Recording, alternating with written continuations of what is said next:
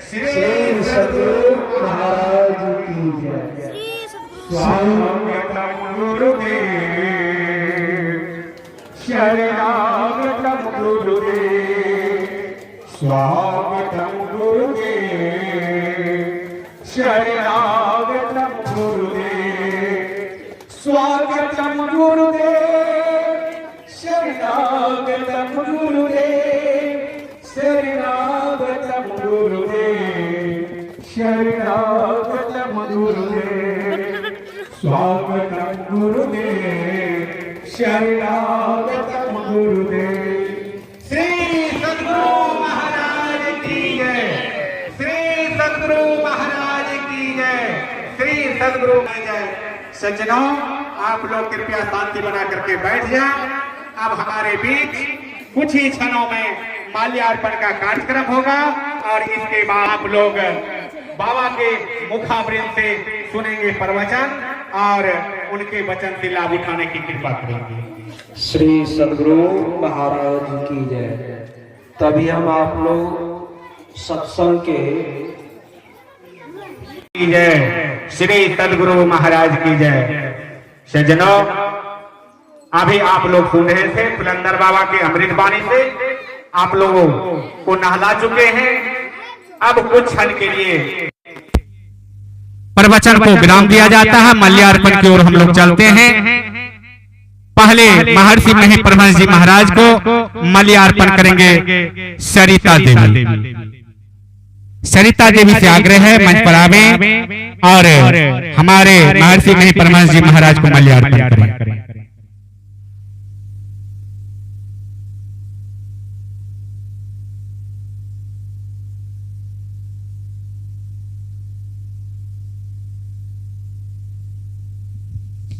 श्री सद्गुरु महाराज की जय, श्री सद्गुरु महाराज की जय, श्री सद्गुरु महाराज की जय। अब हमारे बीच विराजमान हैं संदीपानंद जी महाराज, उनको माल्यार्पण करेंगे अरविंद कुमार जी। अरविंद कुमार जी से आग्रह है बाबा को माल्यार्पण करें।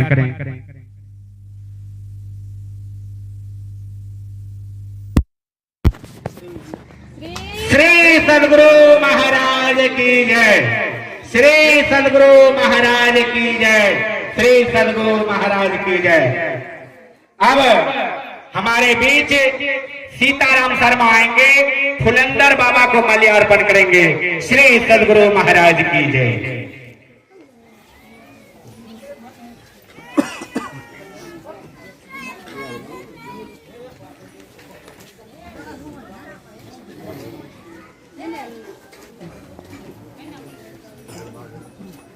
श्री सद्गुरु महाराज की जय, श्री सद्गुरु। जिनको सुनने के लिए हम लोग आए हैं, जो हमारे बीच पूज्य स्वामी संदीपानंद नाम में पधारे हैं, इस संता की बहुत बड़ा आशीर्वाद है, प्यार है।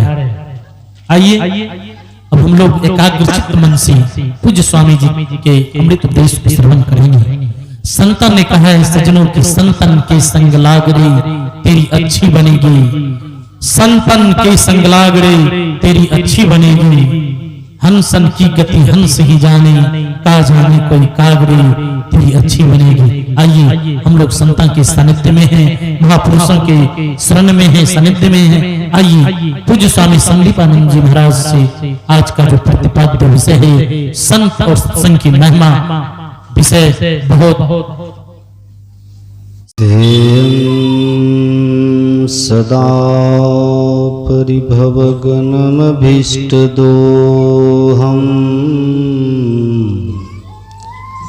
तीर्थास्पदं शिवविरन् चिन्तं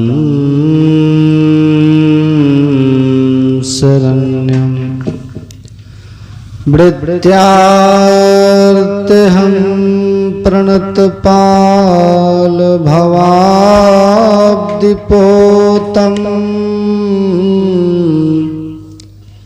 वन्दे महापुरुषते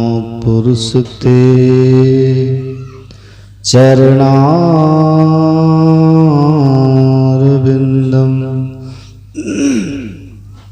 अखण्डानन्दबोधाय शिष्यसन्तापहारिणे सच्चिदानन्दरूपाय रामाय गुरुवे नमः। धन्य धन्य सद्गुरु सुखद महिमा कही न जाए। जो कुछ कहूँ तुम्हारी कृपा मोतें कछु न बसाए। बोलिए प्रेम से श्री सद्गुरु महाराज की जय। श्री सद्गुरु महाराज की जय। श्री सद्गुरु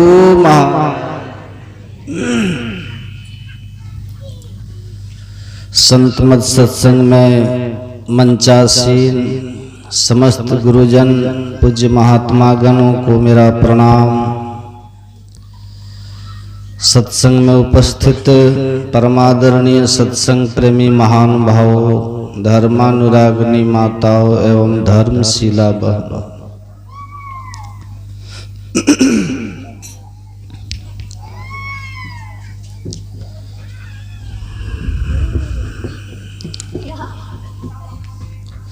हम लोग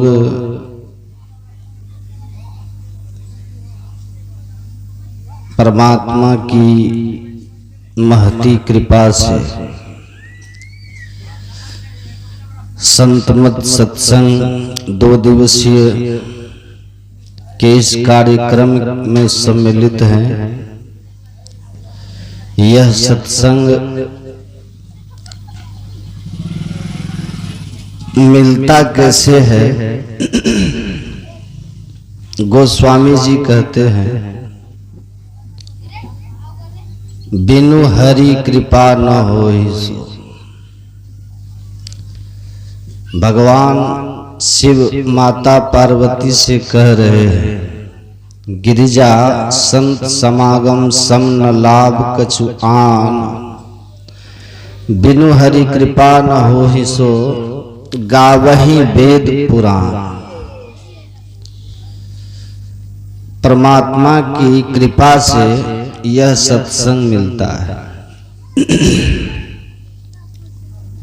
भगवान राम कहते हैं, पुण्य पुंज बिनु मिलहि न संता। जब तक पुण्य की पूंजी फलीभूत ना हो तब तक सत्संग नहीं मिलता। और एक संत हुए पलटू साहब, उन्होंने कहा,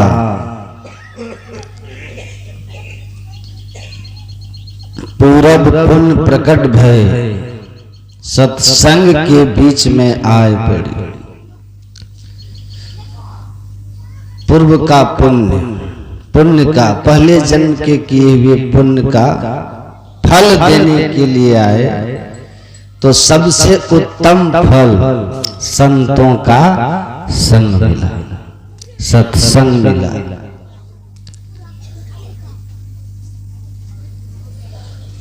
तो परमात्मा की महती कृपा और जन्म जन्मांतर के पुण्यों का फल यह सत्संग है। और जब मिलता है तो भगवान शिव कहते हैं,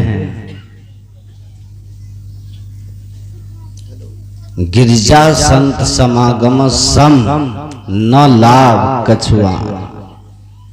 इसके समान लाभ, फायदा, बेनिफिट और किसी काम में नहीं है। जितना इसमें फायदा है, इसमें लाभ है। संत कबीर साहब कहते हैं, इस सत्संग में लाभ बहुत है, इसमें बहुत लाभ है।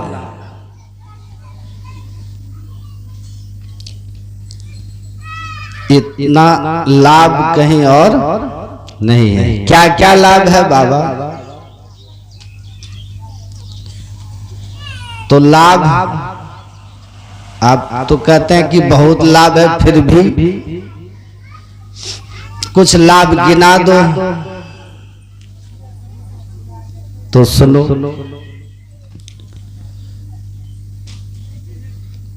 पलटू साहब ने जो कहा कि पूरब पुण्य प्रकट भय सत्संग के बीच में आए पड़ी, कहते हैं सौभाग्य जगे जब संत मिले, वही शुभ दिन वही शुभ घड़ी।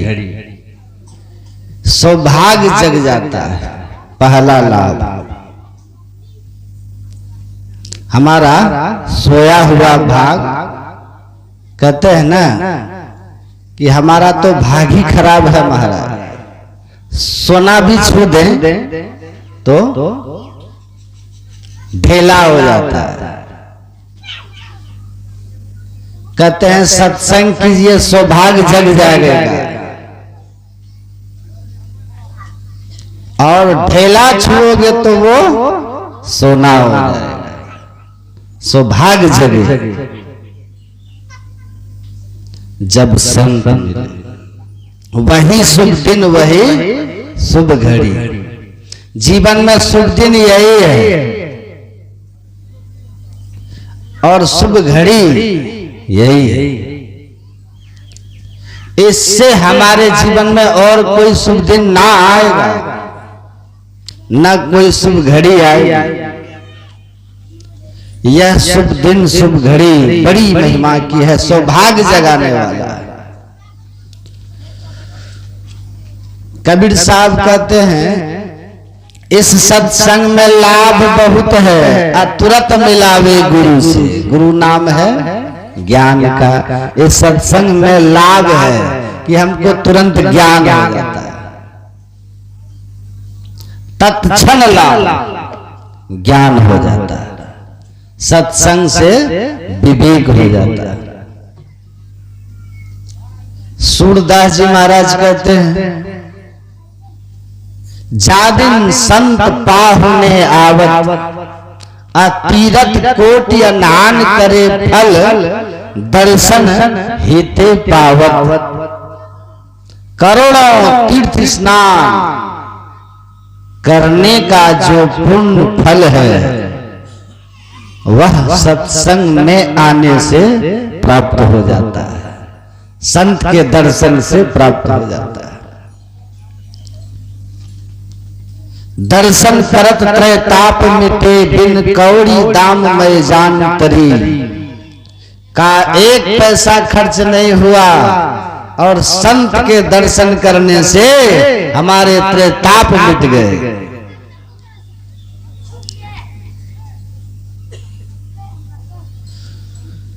गुरु महाराज कहते हैं पाप समूह दरसते भागे, अपुण्य सकल डगरे। कहते हैं पाप भाग गया।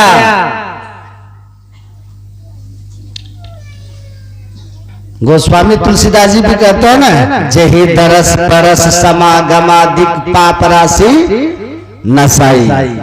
तो पाप का नाश पहला लाभ, पुण्य सकल डगरे दूसरा लाभ, तीर्थों का करोड़ों तीर्थ स्नान करने का फल, ज्ञान विवेक की प्राप्ति, सौभाग्य जगाने वाला। और महाराज गर्गाचार्य जी महाराज कहते हैं पापम तापम तथा दैन्यम सद्य साधु समागमः। पाप, त्रैताप और दीनता, दरिद्रता, तीनों का गर्गाचार्य जी महाराज कह रहे हैं। भगवान कृष्ण के गुरु थे गर्गाचार्य। वो कहते हैं मनुष्य के जीवन का भाग उनके दैविक और भौतिक ताप तथा दरिद्रता तीनों का नाश करने वाला सत्संग है। पलटू लिखा नसीब का, कहते हैं ना भाग्य खराब है महाराज। भाग्य क्या होता है जी? पीछे के किए हुए हमारे वो कर्म जिसका हम अभी तक फल ना भोग पाए हैं, वही भाग्य है।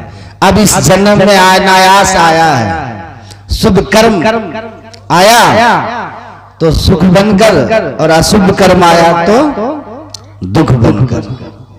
अशुभ कर्म अगर जीवन में फलीभूत होते जा रहे हैं तो हम कहते हैं हमारा दुर्भाग्य है कि हम जो भी करते हैं घाटा में ही होते, दुख जाता नहीं। पलटू साहब कहते हैं कि भाई किया तो आपका ही है, लेकिन सुनो, पलटू लिखा नसीब का, असंत देते हैं फेर, अपना दिल साचा नहीं, ताके लगे देर। भाग का लिखा हुआ संत मिटा देते, बदल देते, अपना दिल साचा नहीं। आपका दिल अगर सच्चा नहीं है, श्रद्धा नहीं है, तो आप को देर लग जाएगी। लेकिन अगर आप श्रद्धावान लभते ज्ञानम, अगर श्रद्धावान हैं तो संत आपके भाग्य को बदलने में ज्यादा विलंब नहीं लगाएगा। श्रद्धा होनी चाहिए। आप लोग सुने होंगे सिख परंपरा के गुरु थे जिनका नाम था हरकृष्ण साहब, छठे गुरु थे हरकृष्ण साहब। एक बूढ़ी माता जी उनके पास जाती थी, बड़ी श्रद्धा थी और आग्रह करती थी कि एक पोता हो जाता महाराज। तो वो कहते थे अरे माई भाग में नहीं है। बड़ा निराश हो गई कि भाग में नहीं है। अच्छा, लौटने लग गई तो एक सेवक ने पूछा क्या हुआ, बड़ा निराश हो माता? कहा एक पोते की कामना थी लेकिन वो भी कह दिया कि भाग में नहीं है। गुरु महाराज तो अब क्या होगा? उन्होंने कहा कि सुनो माता, भाग बनाने वाला परमात्मा है और संत भगवंत अंतर निरंतर नहीं किमति कहा विमलमति दास तुलसी। संत और भगवंत तो एक ही होते हैं। साहब से सतगुरु भय, सतगुरु से भय साध, ये तीनों गति एक है, ये तीनों एक ही हैं। कहा वही तो है परमात्मा, ब्रह्मज्ञानी आप परमेश्वर, ये तो स्वयं परमात्मा ही होते हैं। गुरु महाराज भी कहते हैं जीव हित आप ही आवे, परमात्मा ही संत सदगुरु के रूप में आते हैं। तो कहा माई कि उनसे कहो कि अगर भाग में नहीं है तो लिख दो।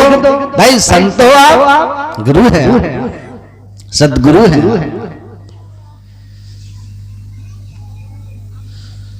कहा ठीक है। श्रद्धालु थी, जाके बोली गुरुदेव भाग में नहीं है तो आप तो भाग बनाने वाले, भाग में आप लिख दीजिए। उन्होंने कहा अच्छा लाओ कागज लाओ, लिख देता हूं, एक पोता लिख देता हूं। घोड़ा पे चढ़ के कहीं जा रहे थे, कलम लिख देता हूं। कलम लिया, एक लिख रहे थे एक हिंदी वाला, उसी समय घोड़ा भड़क गया और एक का जो नीचे का हिस्सा था वो घूम करके 7 हो गया। उन्होंने कहा माई आई थी मांगने 1, लेकिन तुम्हारा 7 लिखा गया, जाओ 7 पोता तुमको होगा। तो 7 पोते हो गए। तो सत्संग सौभाग्य जगाता है, संत हमारे भाग्य के निर्माता होते हैं। पुण्य का फल, हमें पुण्य की प्राप्ति होती है, तीर्थ स्नान का फल मिलता है और त्रिताप का नाश होता है, दैन दारिद्रता मिटती है, संशय समन दमन दुख सुख निधान हरि एक, साध कृपा बिनु मिलहि नहीं, करिए जतन अनेक, भव सागर की नाव शुद्ध संतन के चरण, तुलसीदास प्रयास बिनु मिलहि राम दुख हर। भव सागर की नाव, ये जो संसार सागर जहां हम लोग जन्म मरण से लेकर दैहिक दैविक भौतिक दुखों को भोग रहे हैं, इस भवसागर के नाव संत है। तुलसीदास प्रयास बिनु मिलहि राम दुख हरण, ये महिमा है। और आदि शंकराचार्य जी महाराज कहते नलनी दलगत जलमति तरलम तद्वत जीवन मति से चपलम, क्षण मिह सज्जन संगति रेखा भवति भवार्णव तरनव नौका। जीवन बड़ा क्षण भंगुर है, लेकिन इस क्षण भंगुर जीवन में क्षण मात्र भी किसी सच्चे संत की शरणागति मिल गई तो संसार सागर से तरने में नाव बन जाती है। ऐसा दुर्लभ संजोग सत्संग का हमारे जीवन में आया है। तभी पलटू साहब कहते हैं कि शुभ दिन शुभ घड़ी यही है, अब बाकी तो लगन मुहूर्त सब झूठ है, सबे बिगाड़े काम, पलटू शुभ दिन शुभ घड़ी याद पड़े जब ना। शुभ दिन और शुभ घड़ी तो यही है। महर्षि दयानंद सरस्वती को आप पढ़ लीजिएगा, वेद के सबसे बड़े ज्ञानी आदमी युग के माने जाते हैं। आर्य समाज के संस्थापक, जिन्होंने समाज हिंदू समाज में आई कमजोरी, कुरीति, कुप्रथा, छुआछूत, ऊंच नीच, जाति पाति, अनेक तरह के धर्म के नाम पर पाखंड और आडंबर के खिलाफ संघर्ष करने वाले महर्षि दयानंद सरस्वती। महर्षि दयानंद सरस्वती नहीं होते तो गुरु महाराज के प्रवचन में है कि गुरु गोविंद सिंह जी महाराज और शिवाजी महाराज और महर्षि दयानंद सरस्वती ये ऐसे महापुरुष हुए लोग जो अगर नहीं हुए होते तो भारत में वैदिक समाज, वैदिक धर्मावलंबी जिनको आप हिंदू कहते हैं, उनका जो गणित था वो बहुत बदला हुआ होता। उन दोनों ने, गुरु गोविंद सिंह और शिवाजी ने युद्ध करके रोका और महर्षि दयानंद सरस्वती ने आंतरिक कमजोरियों को दूर किया। वे दोनों बाहरी आक्रमणों से बचाए थे और आंतरिक सुधार भी किए थे। और महर्षि दयानंद सरस्वती ने पूरा का पूरा आंतरिक सुधार करके वैदिक धर्म को मजबूत करने का काम किया और इसकी कीमत उन्होंने अपनी जान दे करके चुकाई थी। वो महर्षि दयानंद सरस्वती ने लिखा है कि परमात्मा का बना हुआ सब दिन एक जैसा होता है, सब दिन एक समान है, दिन कोई अच्छा या बुरा नहीं होता। अच्छा और बुरा तो हम अपने कर्म से बना देते हैं। अब पूर्णिमा का ही दिन हो, मान लीजिए पूर्णिमा का ही दिन हो, पूर्णिमा नहीं ना आज पूर्णिमा नहीं ना, तो समझिए पूर्णिमा ही हो। आप यहाँ बैठ के सत्संग करें तो पूर्णिमा ही है। और पूर्णिमा के दिन जो मार रहा बकरा को, मुर्गा को, पूर्णिमा के दिन जो दूसरे का धन हड़प रहा, जेब मार रहा है, लूट रहा, हत्याएं कर रहा है, उसके लिए वो पूर्णिमा से शुभ है या अशुभ है? बोलिए। आप जिस क्षण सत्कर्म कर रहे हैं, शुभ कर्म कर रहे हैं, परमात्मा का स्मरण चिंतन कर रहे हैं, लेखे में सोई घड़ी बाकी के दिन बाद, यही क्षण आपके लिए शुभ दिन है। कर्म से आप क्षण को, दिन को शुभ घड़ी कर सकते हैं, और कर्म से आप दिन को, क्षण को अशुभ बना देते हैं। क्योंकि आपने बीज बोया था पाप का, तो पाप आगे फलीभूत हो। इसीलिए उन्होंने कहा कि कर्म से शुभ और अशुभ बनाते हैं। तभी तो हनुमान जी कहते हैं, कह हनुमंत विपत्ति प्रभु सोई, जब तब सुमिरन भजन ना हो। दिन पूर्णिमा की हो, अब भगवान का भजन ही नहीं, तो क्या कोई सत्कर्म ही नहीं किया, तो आपके लिए कैसा शुभ दिन है, कैसा पूर्णिमा है।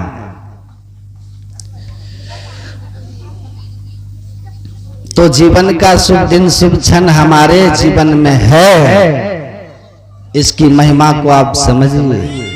इसको ज्ञान यज्ञ कहा है, और इसलिए वेद भगवान ने सुबह सुन रहे थे इसको बुद्धि योग कहा। वेद में इसको बुद्धि योग कहा, और गीता में भगवान कृष्ण ने इसको ज्ञान यज्ञ कहा। और ज्ञान यज्ञ कह के नहीं रह गए, कह के नहीं रह गए, यहाँ इसकी महिमा बताते हुए कहा कि संसार में अनेक तरह के यज्ञ होते हैं। श्रेयान द्रव्य मयाद यज्ञाज ज्ञान यज्ञ परम तप सर्व कर्माखिलम पार्थे ज्ञानी परिसमाप्यते। कहते हैं ये ज्ञान यज्ञ है और सारे यज्ञों से श्रेष्ठ है। आप महर्षि दयानंद सरस्वती का वेद की भूमिका पढ़ के देख लीजिए। परमात्मा कैसे मिलेंगे, तो परमात्मा सत्संग और ध्यान से मिलेंगे। इसलिए क्या कीजिए, परमात्मा की भक्ति कीजिए, सत्संग कीजिए, ध्यान। और कोई उपाय बिल्कुल नहीं, कोई साधन बिल्कुल नहीं। न पंथा विद्यते अनायः। वेद के ऋषि ने भी कहा है, वेदाहम सम पुरुषम महांतम आदित्य वर्णम तम स परस्तात् तमेव विदिख्यादि मृत्यु मेति नान्यो पंथा विद्यते अनायः। आप सारे दुख से मुक्त हो जाएंगे, जन्म मरण के चक्र से छूट जाएंगे, सदा सदा के लिए सुखी हो जाएंगे जब उस महान पुरुष को जान लेंगे, जिस महान पुरुष को हम परमात्मा कहते हैं। उसके अलावा नौ पंथा विद्यते अनाय, और कोई दूसरा उपाय कहा बिल्कुल नहीं है। इसलिए भगवत भक्ति कीजिए। देखिए भगवान विष्णु के सामने राजा चित्रकेतु खड़े, और राजा चित्रकेतु का जो चरित्र भागवत में आया है, इतनी महिमा गाई गई है उनके सुख संसाधनों का, धन ऐश्वर्य का, कि आप आश्चर्यचकित हो जाएंगे पढ़ेंगे। लेकिन वह चित्रकेतु दुखी होकर के भगवान की तपस्या करने लग गए, तप करने लगे। भगवान विष्णु प्रकट हो गए और पूछा कि आप तप क्यों कर रहे हैं? तो कहा राजा चित्रकेतु ने कि सुखाय दुख मोक्षाय कुर्वाते दंपति क्रिया ततो निवृत्ति प्राप्ति दुखश्च सुखश्च। हे भगवान, रात दिन नर नारी सुख को पाने के लिए और दुख से छूट जाने के लिए प्रयत्न करते हैं, लेकिन हम देखते हैं कि रात दिन सुख के लिए प्रयत्न करते हुए भी संसार में कोई सुखी नहीं है। इसलिए मैं आपसे सुख का रहस्य जानना चाहता हूं कि स्थिर सुख कैसे मिल जाएगा। और देखिए भगवान विष्णु कह रहे हैं कि सुनिए बता रहा हूं, सुख का मर्म बता रहा। लग्धवेह मानुषम योनि ज्ञान विज्ञान संभवम आत्मानम योन बुद्धेत न क्वचित् क्षणमाप्नुया। ज्ञान विज्ञान के स्रोत स्वरूप इस देव दुर्लभ मनुष्य शरीर को पाकर सुख आप तभी पा सकते हो जब आत्मानम योन बुद्धेत, जब आप आत्मज्ञानी ज्ञान को प्राप्त कर लोगे। आत्मज्ञान मतलब अपने आप का ज्ञान। मैं शरीर इंद्रियां नहीं हूं, मैं चेतन आत्मा हूं। और आत्मज्ञान मतलब परमात्मा की सर्वव्यापकता की अनुभूति। जब तक इस अवस्था में नहीं आइएगा आप किसी लोक में चले जाइए, जैसे पुण्य छीन होगा फिर आप दुख में आ जाइएगा। मस कहीं करही बिरंच प्रभु अजहि मसकते ही अस विचार तज संशय राम ही भजहि प्रवीण।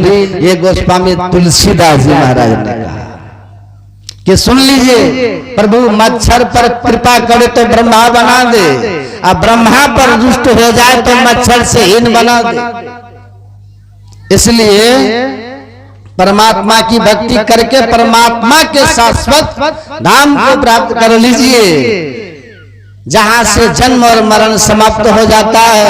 न तत्र भासते सूर्यो न शशांको न पावकः यद गत्वा न निवर्तन्ते तद्धाम परमम् मम। तद्धाम परमम् मम, उस धाम में जहां जाकर के फिर इस दुख में संसार में जीव नहीं आता, तो वह केवल और केवल भक्ति से ही हो। लेकिन भक्ति का ठीक ठीक स्वरूप को जानना चाहिए। देखिए भक्ति केवल मरने के बाद ही लाभ देती है, सो बात नहीं है। अजात शत्रु भगवान बुद्ध से कहते हैं कि जो मोक्ष मार्ग में लगा हुआ है, दुख निवृत्ति के मार्ग में जो लगा हुआ है, भगवत भक्ति पद पर जो लगा हुआ है, क्या इनको मरने के बाद ही केवल भक्ति का लाभ मिलता है या जीवन काल में भी कुछ लाभ मिलता है?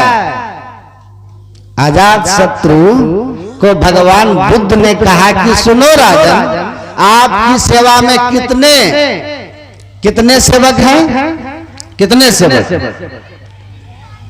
तो उन्होंने कहा 500 दास दासियां हैं। कहा उसमें से कोई एक दास यह निश्चित कर ले कि अब हम आपके यहां नौकरी नहीं करेंगे, राजा की नौकरी नहीं करेंगे।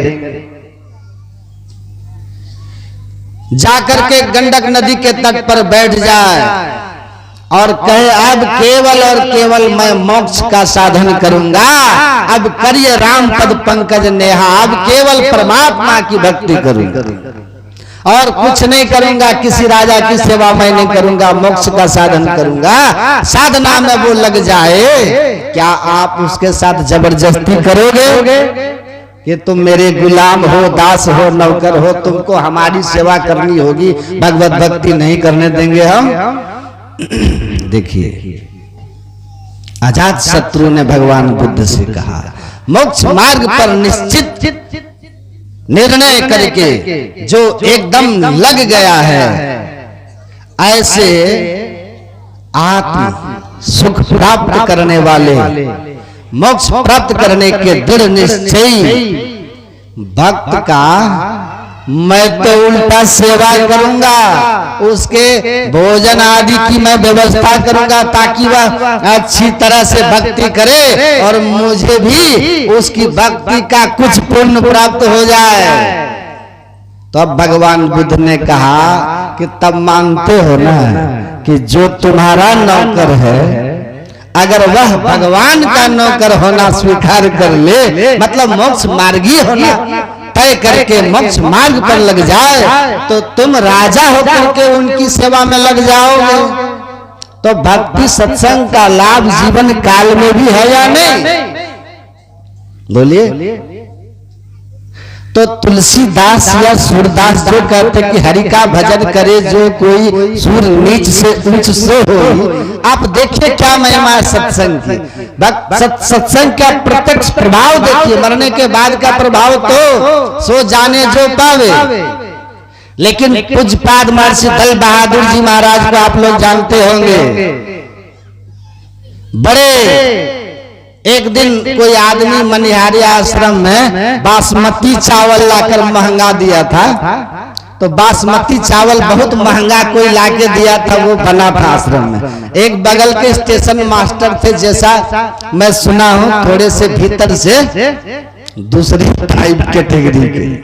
वो बासमती चावल का जो सुगंध फैला ना, तो वो क्या कहते हैं स्टेशन मास्टर, कह रहे महाराज आप लोग बासमती चावल खाते हैं, काम धंधा कुछ नहीं है, बासमती चावल हम स्टेशन मास्टर हैं, साधारण चावल खाते हैं। उस समय 10-12 रुपया वाला काफी था। आप इतना महंगा 35 रुपया किलो का बासमती, मैं आज से बहुत पहले की बात बता रहा हूं, 1988 ईस्वी की बात बता रहा हूं। आप बासमती खाते हैं? पूज्य बाबा ने कहा सुनो, तुम नीचे वाले सरकार के सेवक हो तो 15 रुपया वाला खाते हो। हम उस सरकार के सेवक हैं जो जब सृष्टि नहीं थी तब भी था, अब भी है, और जब सृष्टि नहीं रहेगी तब भी रहेंगे। उस सर्वशक्तिमान सरकार के हम सेवक हैं। भक्ति सत्संग करना है, सेवा करना ही है ना। सेवा किसको कहते हैं? भक्ति किसको कहते हैं? सेवा। तो हम उसके भक्त हैं, उसके सेवक हैं। हम 35 रुपया का खा रहे हैं तो बहुत कम खा रहे हैं। और सुनो, फिर जानोगे कैसे कि भगवान की भक्ति में लगे हुए भक्त की महिमा क्या होती है। बाड़ी न झाड़ी या गोभी के तरकारी, एकदम से वो आदमी चुप हो गया, चुप हो गया। तो संसार में भी सुख मिलता है, मान सम्मान जस कीर्ति सब कुछ मिलता है। और जो सबसे बढ़ करके है वह है आत्म सुख, सच्चा सुख, जिसको पाना हम सबके जीवन का लक्ष्य है, जीवन का लक्ष्य है। और यह बिना सत्संग के यह ज्ञान नहीं होगा। सब असंभव काम संभव, यह संभव नहीं होगा।